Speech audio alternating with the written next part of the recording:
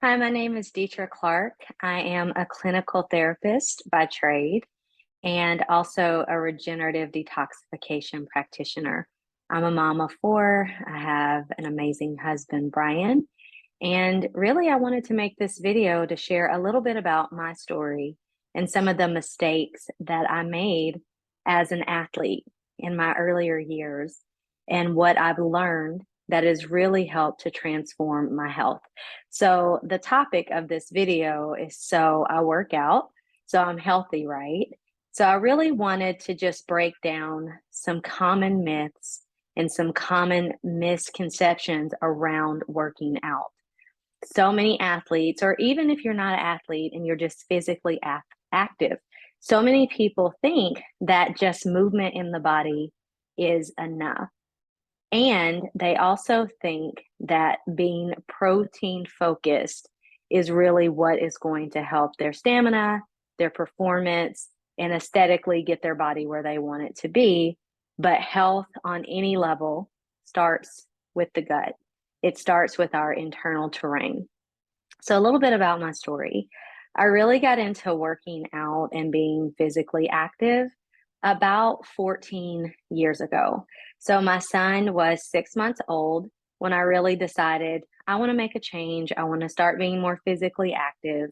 My brother in law was a trainer, he was just opening a gym. He is now very well known, an amazing trainer, knows how to push people to capacities that they don't even know that they can go to. But I was working out every day and really disciplined in that practice, but I didn't understand beyond minimizing sugar and hydrating well and getting in protein. I really did not understand the importance of a micronutrition and not being so macro focused.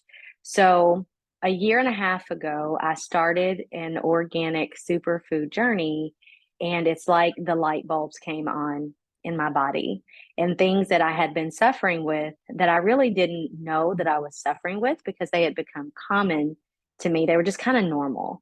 They started to change, and it got my attention. So I had really chronically long, heavy periods. My cycles were somewhere between 7 and 10 days. I had really heavy periods, heavy bleeding for the majority of that time. And leading up to my cycle, I would feel tired, I would have headaches, irritability, a lot of kind of PMS symptoms. And I joke that my cycle was actually kind of an event. So there were probably only about 5 to 7 days in a month that were enjoyable because if I wasn't on my cycle, I was having the symptoms leading up to my cycle. And a lot of that was because my adrenals were worn out and they were taxed. My body was in a state of acidosis and my lymphatic system was stagnated and I didn't know it. So I made the common mistake of feeling like because I was working out 6 days a week, I was losing weight, I was building muscle mass, I felt like I was the healthiest that I had ever been, that I was doing well and not really paying attention to my internal terrain. When we know better, we can do better.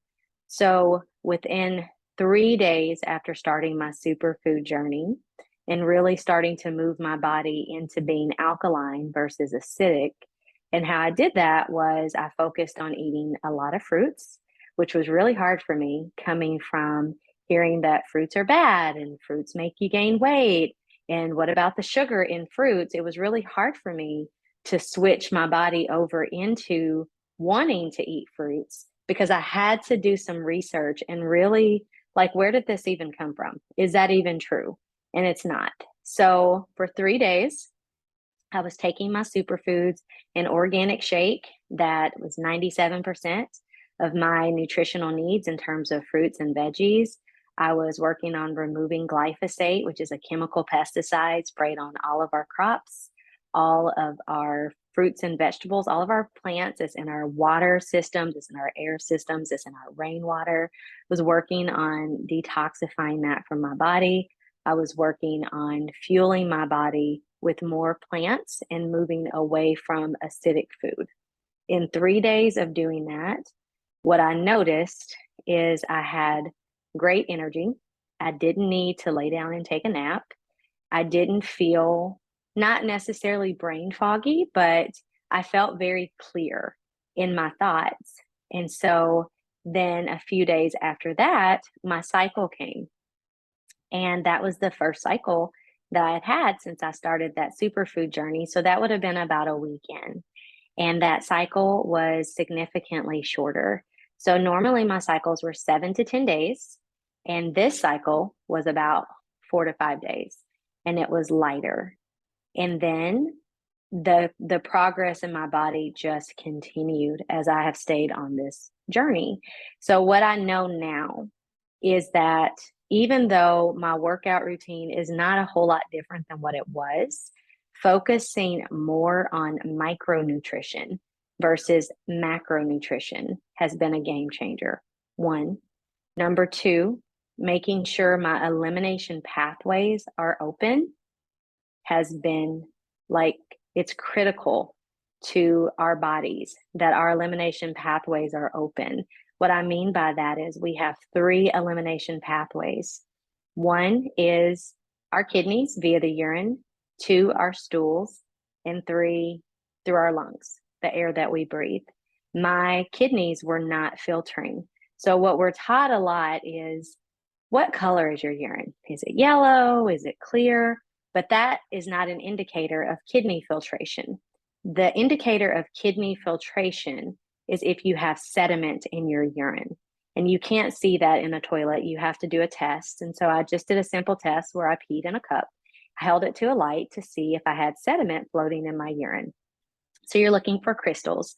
You're looking for anything, flakes floating, mucus strands, even.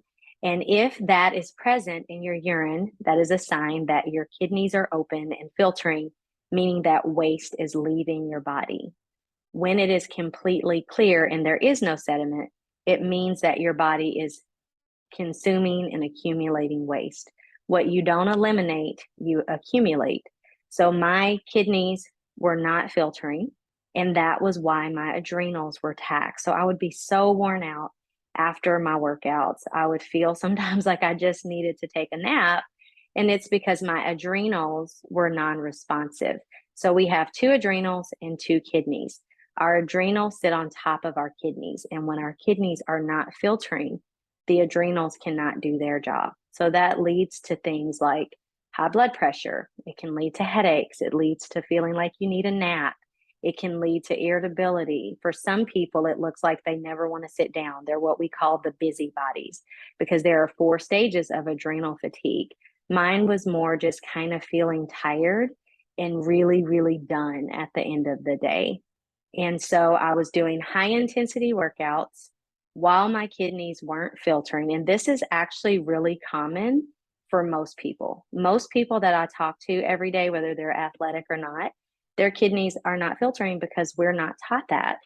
And then also, I had a very high protein diet. I was very, very focused on macronutrition, making sure I was getting enough protein so that my body could develop muscle. But what was happening in my body is it was starting to break down. I was starting to have like knee pain, or I would have a little ache in this elbow or in a shoulder. And I would think, oh, well, I lifted too heavy.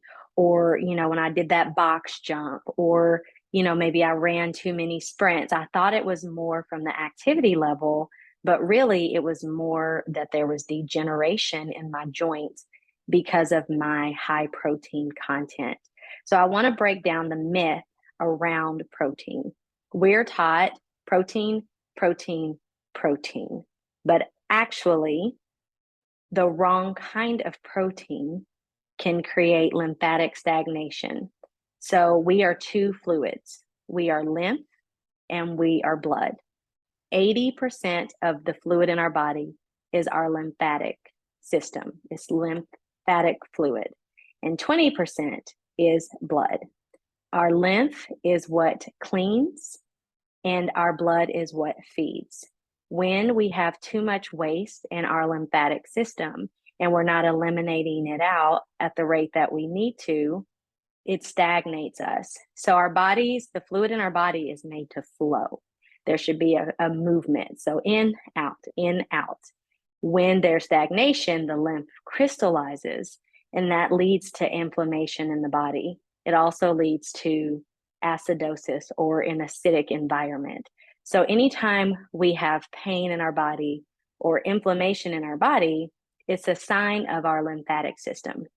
And because I had a high protein diet and the wrong kinds of protein, my body could not break that down. So if we were consuming animal protein 3 times a day, breakfast, lunch, and dinner, our bodies can actually only absorb 30% of that. The rest of that just becomes waste in our body that the body has to break down and eliminate. Animal protein takes many, many days to break down and to be eliminated from the intestine. And so that means that it just stays in the body, accumulating waste. So I like to refer it to like a garbage disposal or a sewer system. If you put food in your garbage disposal, but you don't turn it on, what happens? It stinks. Maybe you get some bugs building up in there. It can clog your garbage disposal and break it. The same thing happens in our body. And so it's really important the type of protein that you put in your body, because our bodies actually can't break down complex protein very easily. Our bodies are designed to need aminos. So we need 9 essential aminos to build joint, muscle, and connective tissue. Because our plants in our soil are depleted because of glyphosate that I mentioned earlier, we're actually missing those aminos in our plants. So we have to supplement those. So we have to get those from a simple structure like aminos, and simple structures together lead to a complex structure, where animal protein is a complex structure and our bodies just can't utilize that. So what I've learned is, since I've added in the 9 essential aminos that I need every day, I no longer have joint pain. My body is able to build joint muscle and connective tissue because it is being fed and absorbing the right kind of protein. And I think that's super essential for athletes to know that, and really anybody in general. Plants lead to more endurance and more stamina, and you will really outdo your workouts. And so I just wanted to share my story and break down some of the myths. And, physiologically, I get questions like, do you feel like you're smaller, or you weigh more, or do you feel like you've built more muscle, or do you feel like you've lost muscle since you've changed your diet? And in terms of weight, I don't actually know because I don't weigh.